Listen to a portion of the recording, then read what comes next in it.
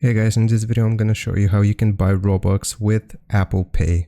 So the first thing that we want to do is minimize the Roblox application on our phone, and then we'll go into our phone settings.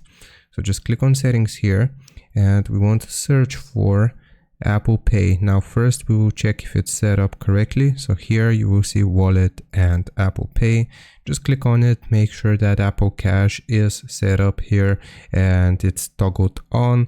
And if we have successfully, set up Apple Pay, what we can do is go back into the Roblox application here. We'll just click on the Robux icon in the top right. It's gonna show me my current balance and here what I want to buy. So for example, if I want to buy 80 Robux here for $1, I'll just click on it, and this is going to automatically connect with Apple Pay, and I'll just have to double click on the button here to the side to actually confirm my Apple Pay payment. And that's how you buy Robux with Apple Pay. I hope this helps you out. Leave a like and sub if it did, and I'll see you next time.